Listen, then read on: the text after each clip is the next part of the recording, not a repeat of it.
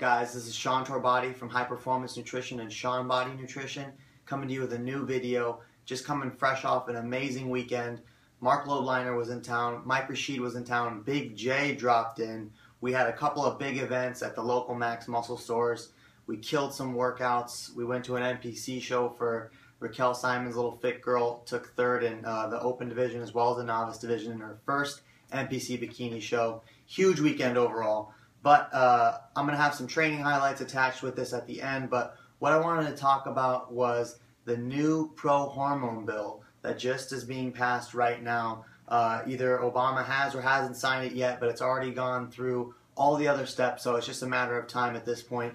And it's pretty controversial in this industry, something that I'm heavily involved in the supplement industry. As you know, I own High Performance Nutrition, and we manufacture a strictly drug-tested line of products where we actually have every batch of every product independently tested by all products, the banned substance control groups, and for our NR product, we also have it tested by the NSF for Sport Committee, and we do this to ensure that there is no banned substances of any kind in the products, so that pro athletes and anyone who really cares about what they put in their body can rest assured that the product meets label claims, doesn't contain heavy metals, and doesn't have any adulterants or banned substances in it that aren't supposed to be in there.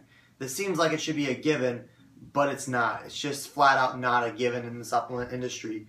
You know, there's a huge problem right now with manufacturing facilities not being certified GMP and not making products the correct way. So you cannot trust what's on the label of your product just based on the label. There needs to be some kind of third-party oversight. So if you can't tell already, I'm actually a big fan of oversight. Not necessarily government oversight. I think it needs to be industry specific. I think we need to regulate ourselves.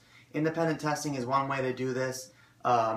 In this case, with this pro-hormone bill, it's actually being pushed and sponsored heavily by a number of supplement companies, the largest two of which are probably Optimum Nutrition and Now Foods. These are two companies that have been in business for well over 20 years each, probably closer to 30 years in the case of Now Foods, or 40 years even. They are manufacturers as well as you know, making products for other companies as well. So these are guys who are trying to make legitimate products that are safe, effective to whatever their intended means are, but don't have any banned substances or contaminants in them. On the other hand, you have this pro-hormone market, something that I'm not a huge fan of, and certainly not an advocate of. I don't recommend, I don't use, and I can't really support, because it's hard to know what you're getting. It's hard to know what you're actually putting in your body. If these things were fully okay and they weren't a gray area type of a supplement where they could be made in GMP certified facilities and made according to an exact spec with high-tech equipment and testing to verify that you're getting what you're supposed to get, I wouldn't mind them quite as much. I still wouldn't use them, but I wouldn't mind if others use them if they knew how they worked, how they functioned, what precautions to take and what you need to do before and afterwards, and when's a good time to use them. But in the situation as it stands right now, they're considered a gray area supplement where you can't make them in a real facility, so you have to make them in a second-rate, GMP compliant, or maybe even just a warehouse type of a manufacturing setting. The problem with this is the dosage on most of these hormonal type products is anywhere from 5 to 20, as high as 50 milligrams. I don't know if you've ever seen 50 milligrams of anything, and the reason why you haven't is because you can't. If you look at a gram of protein powder, for example, it's a tiny amount.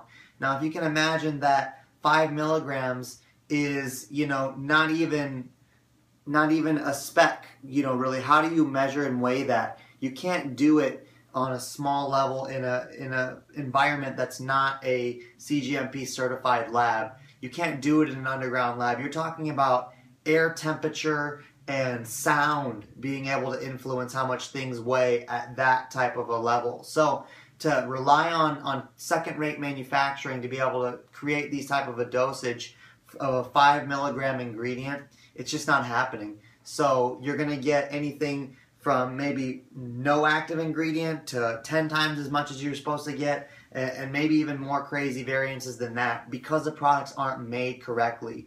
So I'm not a fan of Prohormones as the market exists right now because they can't be made correctly. So I'm actually a fan of this new bill and proposition because it's going to get all these dirty, bullshit, nasty products off the market. You don't want to be using these, guys. That's just the flat out of it. I'm all for control over what you put in your body, but the problem is that we got to look out for people who are idiots, who have no idea what they're doing, who are just looking for a way to get bigger or get stronger or lose body weight faster.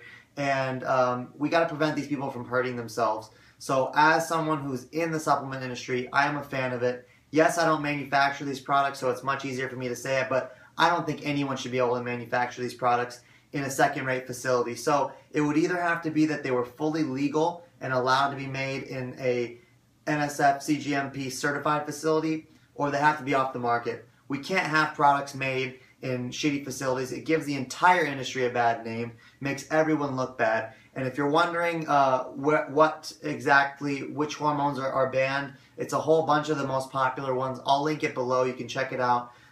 If you're taking these products, I would suggest you stop anyway, because they're not at all what they're supposed to be. They're not made correctly 99% of the time. And you don't want to be putting stuff in your body when you can't even regulate what it is. You don't even know what's in each of those capsules. So that's my thoughts on that, guys. If you have any questions, feel free to email me or leave a comment below. I love the supplement industry. I'm very passionate about it. I'm passionate about making products that work, about helping people who train their asses off and eat right to achieve that next level of results through supplementation that's natural, safe, and effective.